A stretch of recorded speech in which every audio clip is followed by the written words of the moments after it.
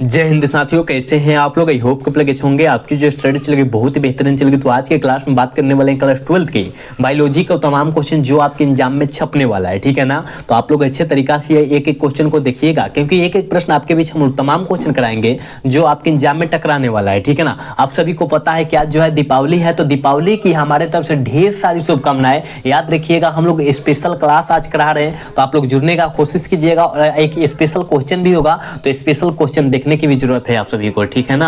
याद रखिएगा, एक भी क्वेश्चन को आप लोग छोड़िएगा मत, ठीक है। तो चलिए बिना टाइम गए क्वेश्चन की तरफ बढ़ते हैं। इससे पहले क्लास को लाइक नहीं किया तो क्लास को लाइक कर लीजिएगा, साथ में चैनल को भी सब्सक्राइब कर लीजिएगा। और जितने बच्चे व्हाट्सएप ग्रुप में नहीं जुड़े हैं और जुड़ने का भी कोशिश करेंगे, डिस्क्रिप्शन में लिंक है, ठीक है ना। और एक बार हमारी तरफ से फिर जो है एक बार हैप्पी दिवाली, ठीक है ना। चलिए हम क्वेश्चन की तरफ बात करते हैं, जल्दी बताइएगा।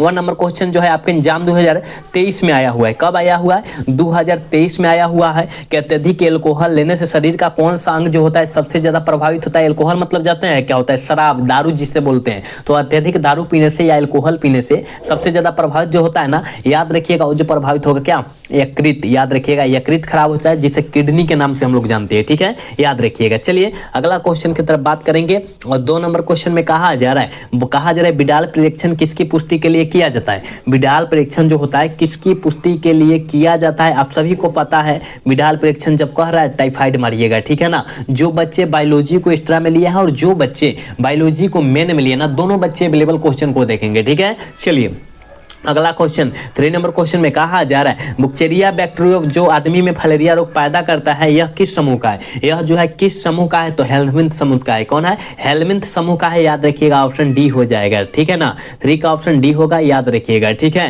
तो याद रखने का कोशिश कीजिएगा, एक भी क्वेश्चन को मत छोड़िएगा। हम जितना क्वेश्चन कराएंगे और सारे क्वेश्चन को देखिएगा आप लोग, ठीक है। चलिए अगला क्वेश्चन कहा जा रहा है संलग्नता समूह की संख्या उस कोशिका के लिए क्या होगी जिसमें 2n बराबर क्या है? 2n बराबर 14 है, ठीक है। तो हम काट देंगे तो n बराबर कितना हो जाएगा? 7 हो जाएगा। तो आप कहिएगा कहाँ दिया? कहिएगा सर ऑप्शन सी में तो 7 दिया है, तो 7 हो जाएगा, ठीक है। याद रखिएगा, इसका आधा हो जाता है, ठीक है ना। तो ऑप्शन सी करेक्ट होगा। चलिए अगला क्वेश्चन 5 नंबर क्वेश्चन में कहा जाए ट्रांसफर आरएनए में पाए जाने वाले 3 क्षारकों का क्रम जो संदेशवाहक डीएनए कोडन से बांधता है क्या कहलाता है? क्या कहलाता है? याद रखिए 5 का ऑप्शन जो हो जाएगा वो क्या होगा? सी हो जाएगा। एंटी कोडन कहा जाता है, बिल्कुल ऑप्शन सी हो जाएगा। 5 का ऑप्शन सी होगा, याद रखिएगा, ठीक है। चलिए नेक्स्ट क्वेश्चन 6 नंबर क्वेश्चन में कहा जा रहा है इनमें से कौन नर युग्म से संयोजन कर भ्रूण पोष बनाता है? कौन जो होता है नर युग्म से संयोजन कर भ्रूण पोष बनाता है? जल्दी बताइएगा। 6 का ऑप्शन क्या होगा? कहिएगा सर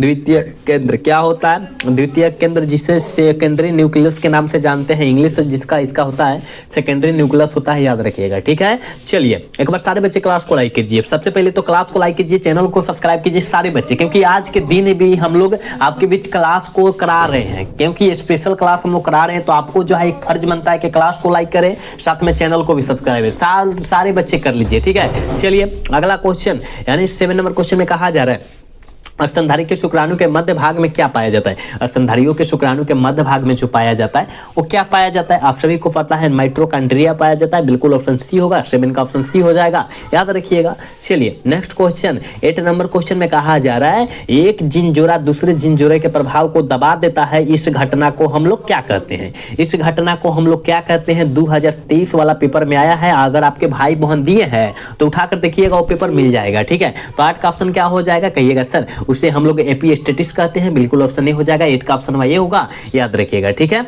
चलिए 9 नंबर क्वेश्चन का आंसर जल्दी बताइएगा, क्योंकि आपके एग्जाम में कई बार यह क्वेश्चन आ चुका है, ठीक है। कहा जा रहा है डीएनए अणु में साइटोसिन 18% है, तो एडेनिन की प्रतिशत जो हो जाएगी कितना हो जाएगी? 32%। कितना बाबू? 32% हो जाएगी, याद रखिएगा, ठीक है। तो 32% कहाँ दिया है? ऑप्शन डी में दिया है, ठीक है। तो ऑप्शन डी हो जाएगा। 9 का ऑप्शन डी होगा, याद रखिएगा, ठीक है। और जितने बच्चे क्लास को लाइक नहीं किए, सारे बच्चे से रिक्वेस्ट है कि आप लोग क्लास को लाइक कर लीजिए, ठीक है ना। चलिए अगला क्वेश्चन 10 नंबर क्वेश्चन में कहा जा रहा है कि बढ़ता त्वचा कैंसर एवं उत्परिवर्तन की दर की अधिकता किसके कारण होता है? अधिकता जो होता है वो किसके कारण होता है? ओजोन के परत में कमी। ओजोन के परत में कमी, ऑप्शन बी हो जाएगा। 10 का बबुआ बी ऑप्शन हो जाएगा, याद रखिएगा, ठीक है ना। चलिए अगला क्वेश्चन की तरफ बात करते हैं। 11 नंबर क्वेश्चन में कहा जा रहा है एंटोमिफ्ली नामक परागण किनके द्वारा होता है? एंटोमिफ्ली नामक परागण जो होता है वो किनके द्वारा होता है बाबू? तो याद रखिएगा कीड़ा के द्वारा। किसके द्वारा बाबू? कीड़ा के द्वारा होता है। कीड़ा दिया है, देखिए तो हाँ ऑप्शन डी में दिया है, ठीक है। ठीक है, ऑप्शन डी हो जाएगा। ठीक है, 11 का ऑप्शन डी होगा, याद रखिएगा। ठीक, चलिए कहा जा रहा है कॉपर टी किसको रोकता है? आप सभी को पता है कि कॉपर टी जो रोकता है फर्टिलाइजेशन को रोकता है। फर्टिलाइजेशन का हिंदी जो होता है निषेचन होता है। ठीक है, तो निषेचन ऑप्शन का टिक आउट कर दीजिएगा। चलिए अगला क्वेश्चन, 13 नंबर क्वेश्चन में कहा जा रहा है मेंडल के नियम का एक अपवाद है। मेंडल का नियम का एक अपवाद जो है कौन है बाबू? ठीक है, जल्दी बतलाइएगा कि मेंडल का नियम का एक अपवाद जो है संलग्नता का नियम है। क्या है? संलग्नता का नियम है। बिल्कुल ऑप्शन सी हो जाएगा, याद रखिएगा। ठीक है, चलिए नेक्स्ट क्वेश्चन 14 का आंसर जल्दी बतलाइएगा, काफी ज्यादा बेहतरीन क्वेश्चन है कि निम्न में से कौन यौन संचारित रोग है? हम सभी को पता है यौन संचारित रोग जो होता है गोनोरिया होता है, सिफिलिस होता है, हर्पिस विषाणु होता है, एड्स होता है। ठीक है ना, तो याद रखिएगा यहाँ सिफिलिस दिया है ऑप्शन में, ऑप्शन सी व डी वाला सही हो जाएगा क्योंकि डी में दिया है सिफिलिस। ठीक है, तो सिफिलिस जो होता है यौन संचारित रोग होता है, याद रखिएगा। ठीक है, चलिए अगला क्वेश्चन 15 नंबर क्वेश्चन आपके स्क्रीन पर मौजूद है। कहा जा रहा है आरएनए के पिरामिडिन में पाया जाता है। जल्दी बताइएगा कि आरएनए के पिरामिडिन में जो पाया जाएगा वो क्या पाया जाएगा? ठीक है, आप सभी को पता है आरएनए के पिरामिडिन में जो पाया जाता है साइटोसिन और एडेनिन पाया जाता है। बिल्कुल ऑप्शन क्या होगा? सी हो जाएगा 15 का। ठीक है, चलिए 16 नंबर क्वेश्चन में कहा जा रहा है ट्रिपल एंटीजन टीका का उपयोग नहीं होता है। ट्रिपल एंटीजन टीका का उपयोग जो होता है वो किस में नहीं होता है? तो टाइफाइड में नहीं होता है। बिल्कुल ऑप्शन सी हो जाएगा, 16 का ऑप्शन सी होगा, याद रखिएगा। चलिए 17 नंबर क्वेश्चन में कहा जा रहा है पीसीआर विधि आवश्यक है। पीसीआर विधि जो होता है किसके लिए आवश्यक है? ठीक है, पीसीआर विधि आप सभी को पता है कि पीसीआर विधि जो आवश्यक है, याद रखिएगा बाबू, ऑप्शन डी होगा। ठीक है ना, डीएनए संवर्धन के लिए। ठीक है, डीएनए संवर्धन के लिए, याद रखिएगा। ठीक है, चलिए 18 का आंसर जल्दी बताइएगा क्या होने वाला है। कहा जा रहा है निम्न में से कौन ग्रीन हाउस गैस नहीं है? जल्दी बताइएगा ग्रीन हाउस गैस जो है कौन नहीं है? 18 का ऑप्शन क्या होगा? जल्दी बतलाने का कोशिश कीजिएगा। ठीक है, तो याद रखिएगा बाबू नाइट्रोजन नहीं है। कौन नहीं है? नाइट्रोजन नहीं है। नाइट्रोजन कहाँ दिया? कहिएगा ऑप्शन डी में दिया है। ठीक है, ऑप्शन डी हो जाएगा। N2 क्या होता है? N2 होता है, याद रखिएगा। चलिए अनिश का ऑप्शन बताइएगा क्या होगा? HIV निम्न में से किस कोशिका पर आक्रमण करती है? HIV निम्न में से किस कोशिका पर आक्रमण करती है? आप कहेगा टी हेल्पर कोशिका पर करती है। बिल्कुल ऑप्शन डी हो जाएगा। 19 का ऑप्शन डी होगा, याद रखिएगा। ठीक है ना, 19 का ऑप्शन डी होगा बाबू, याद रखिएगा। ठीक है, चलिए 20 नंबर क्वेश्चन में कहा जा रहा है कान्हा राष्ट्रीय उद्यान प्रसिद्ध है।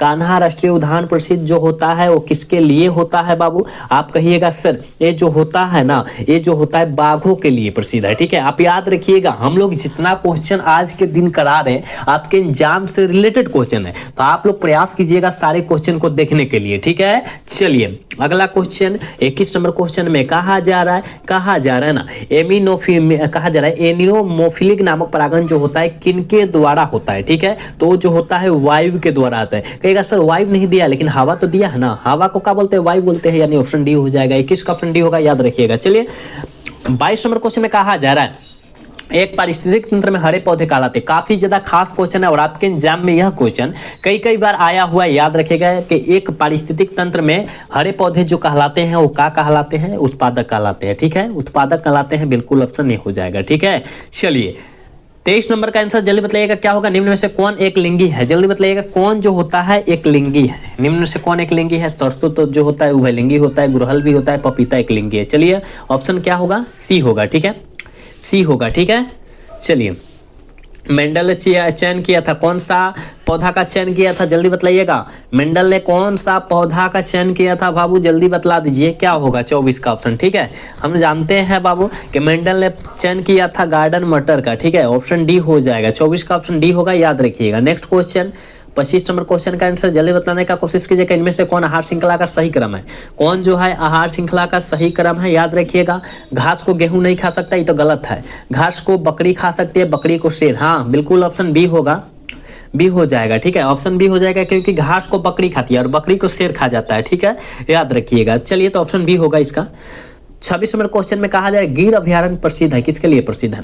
गिर अभ्यारण्य जो होता है वो किसके लिए प्रसिद्ध होता है, किसके लिए विख्यात होता है? जल्दी बताइएगा। ठीक है, आप कहेगा सर शेर के लिए। ठीक है, ऑप्शन सी हो जाएगा। याद रखिएगा बाबू, हम लोग आपके बीच काफी ज्यादा शानदार क्वेश्चन करा रहे हैं, तो आप लोग कोशिश कीजिए सारे क्वेश्चन को याद रखने का। ठीक है, चलिए अगला क्वेश्चन की तरफ बात करते हैं। 27 नंबर क्वेश्चन में कहा जा रहा है गोल्डन सुनहरा धान कौन सा विटामिन पाया जाता है? गोल्डन सुनहरा धान में कौन सा विटामिन पाया जाता है? विटामिन क्या?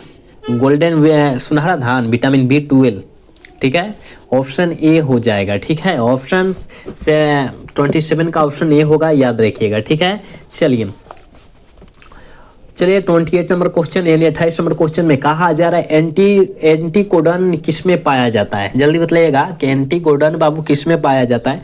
tRNA में पाया जाता है क्या? tRNA में पाया जाएगा। ठीक है, कहाँ दिया है? ऑप्शन बी में दिया, ऑप्शन बी वाला सही होगा। ठीक है, चलिए नेक्स्ट क्वेश्चन 29 नंबर क्वेश्चन में कहा जा रहा है कि न्यूक्लियोसाइड है। जल्दी बताइएगा न्यूक्लियोसाइड क्या है? शुगर प्लस नाइट्रोजन युक्त बेस है, बिल्कुल ऑप्शन ए हो जाएगा, याद रखिएगा। 29 का ऑप्शन ए होगा, याद रखिएगा। ठीक है, चलिए नेक्स्ट क्वेश्चन की तरफ बात करते हैं, यानी 30 नंबर क्वेश्चन में कहा जा रहा है गैमेट निर्माण को क्या कहते हैं? जल्दी बताइएगा कि गैमेट निर्माण को हम लोग क्या कहेंगे। ठीक है, गैमेट निर्माण को क्या कहेंगे? जल्दी बताइएगा, जल्दी बतलाइए, थोड़ा सा माइक सरियाल है। ठीक है, तो गैमेटोजेनेसिस कहते हैं, बिल्कुल ऑप्शन ए हो जाएगा 30 का। ठीक है, 30 का ऑप्शन बाबू ये हो जाएगा, याद रखिएगा। जितने बच्चे क्लास को बाबू देख रहे हैं, सारे बच्चे से रिक्वेस्ट है कि आप लोग क्लास को लाइक कर लीजिए और साथ में चैनल को भी सब्सक्राइब कीजिएगा। अभी व्हाट्सएप ग्रुप में नहीं जुड़े हैं तो इसमें भी जुड़ने का आप लोग कोशिश जरूर कीजिएगा। ठीक है, चलिए 31 नंबर क्वेश्चन की तरफ बात करते हैं। निषेचन क्या है?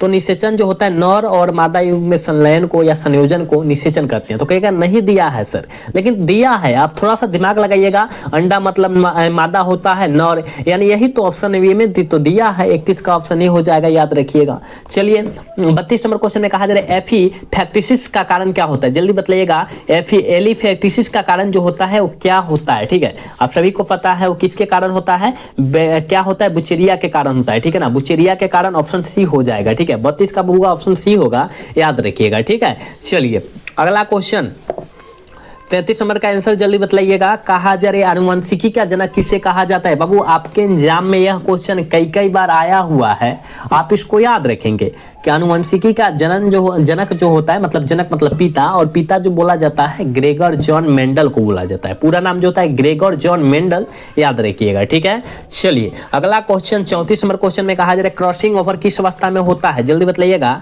कि क्रॉसिंग ओवर जो होता है वो किस अवस्था में होता है? आप सभी को पता है क्रॉसिंग ओवर जो होता है पैकेटिन की अवस्था में होता है, बिल्कुल ऑप्शन सी हो जाएगा 34 का, याद रखिएगा। ठीक है, चलिए बायोगैस में होता है। जल्दी बताइएगा कि बायोगैस में क्या होता है? ठीक है, आप कहिएगा सर बायोगैस में जो होता है, याद रखिएगा मीथेन होता है, सल्फर डाइऑक्साइड होता है, कार्बन डाइऑक्साइड होता है। तो कहिएगा सर यहाँ कार्बन डाइऑक्साइड भी दिया है, सल्फर डाइऑक्साइड भी दिया है, और यहाँ पर जो होता है मीथेन गैस भी दिया है, मतलब ऑल ऑफ दीज मार दीजिएगा, इनमें से सभी मार दीजिएगा। ठीक है, नेक्स्ट क्वेश्चन 36 नंबर क्वेश्चन में कहा जा रहा है न्यूक्लिक अम्ल परिमर होता है। न्यूक्लिक अम्ल परिमर जो होता है वो किसका होता है? आप सभी को पता है न्यूक्लियोटाइड का होता है। किसका? न्यूक्लियोटाइड का होता है, बिल्कुल ऑप्शन 36 का ए होगा, याद रखिएगा। ठीक है, चलिए 27 नंबर क्वेश्चन में कहा जा रहा है पीसीआर से जांच होती है। काफी ज्यादा खास क्वेश्चन है बाबू, आप इसको याद रखिएगा कि पीसीआर से जांच जो होती है किसका होता है? ठीक है, किसका होता है? तो HIV का होता है। ठीक है,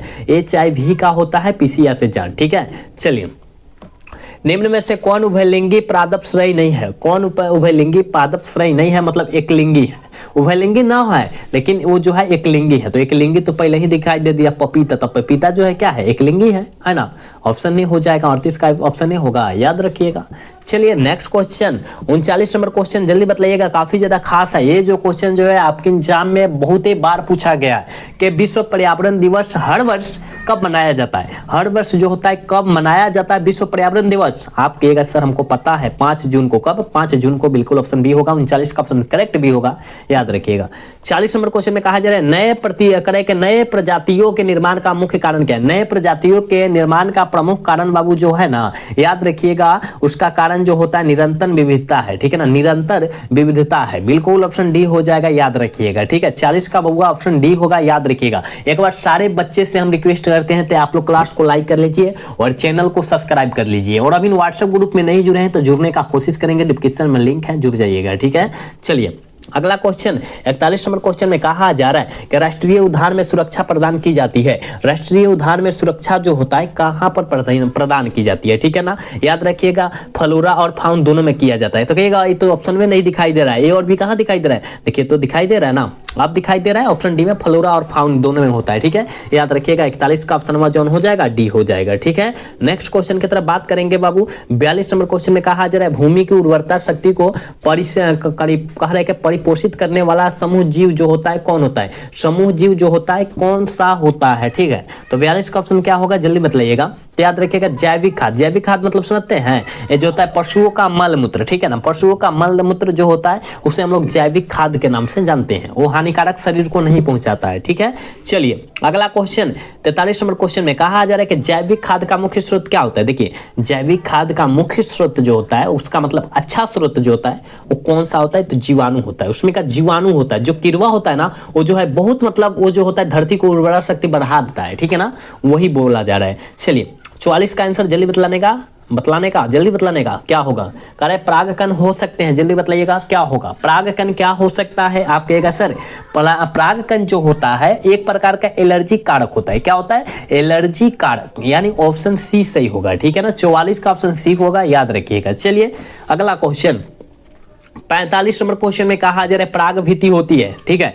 पराग भीति जो होती है वो क्या होती है, ठीक है। आप सभी को पता है कि पराग भीति जो होते हैं द्विस्तरीय होते हैं, ठीक है ना, याद रखिएगा। पराग भीति जो होता है द्विस्तरीय होते हैं, याद रखिएगा। ऑप्शन भी होगा। हम लोग 70 क्वेश्चन देखने वाले थे बाबू, लेकिन अब लगता है 50 क्वेश्चन ही देखना होगा, ठीक है ना। 50 क्वेश्चन ही देखेंगे लगता है, लेकिन 70 क्वेश्चन है, 50 क्वेश्चन लगता है देखना पड़ेगा, ठीक है ना। 20 क्वेश्चन छोड़ना पड़ेगा हमको मजबूरन। कहा जाए परागकण मुख्यतः है, जल्दी बताइएगा परागकण मुख्यतः क्या होता है, ठीक है। आप सभी को पता है कि परागकण जो होता है वो क्या होता है, नर युग्मक होता है। क्या होता है, नर युग्मक होता है, इसलिए ऑप्शन सी होगा।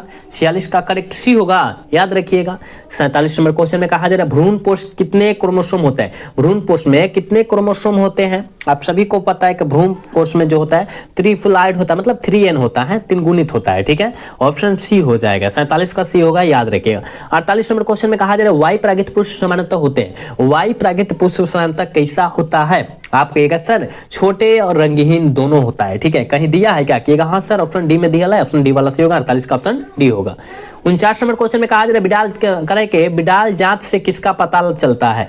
बिडाल जांच से जो होता है वो किसका पता चलता है, ठीक है, तो टाइफाइड का चलता है, ठीक है ना, याद रखिएगा ऑप्शन डी होगा, ठीक है। हम लोग 70 क्वेश्चन देखने वाले थे, लेकिन यहाँ कटअप करके हम लोग 50 क्वेश्चन बाबू देखेंगे, ठीक है ना। 70 क्वेश्चन देखने वाले थे, लेकिन यहाँ पर हम लोग 50 क्वेश्चन ही देखेंगे, क्योंकि हम लोग 70 क्वेश्चन लाए थे, लेकिन 50 क्वेश्चन मजबूरन हमको कुछ कारण से देखना पड़ रहा है, ठीक है ना। और 20 क्वेश्चन बच जाएगा तो हम लोग दूसरा क्लास में उसको टेकअप कर लेंगे, ठीक है। चलिए तो ये लास्ट क्वेश्चन समझिए आप, ठीक है। आज के क्लास के लास्ट क्वेश्चन समझिए कि निम्न में से कौन कॉपर टी को रोकता है। जल्दी बताइएगा कि कॉपर टी को कॉमर रोक देता है, ठीक है ना। मतलब कॉपर टी को जो रोकता है वो किसे रोकता है, तो निषेचन को रोकता है, फर्टिलाइजेशन को रोकता है। ऑप्शन ए वाला सही होगा, 50 का ऑप्शन ए होगा, याद रखिएगा, ठीक है ना। तो याद रखिएगा बबुआ, यहाँ पर हम लोग 70 क्वेश्चन कराने वाले थे, लेकिन मजबूरन हमको 50 क्वेश्चन कराना ही पड़ रहा है, ठीक है ना, क्योंकि यहाँ हम ऑलरेडी 70 क्वेश्चन लाए हुए हैं, लेकिन 50 क्वेश्चन करा रहे हैं आपके बीच, ठीक है ना, क्योंकि कुछ मजबूरी के कारण, ठीक है। तो यहाँ पर आप लोग याद कर लीजिएगा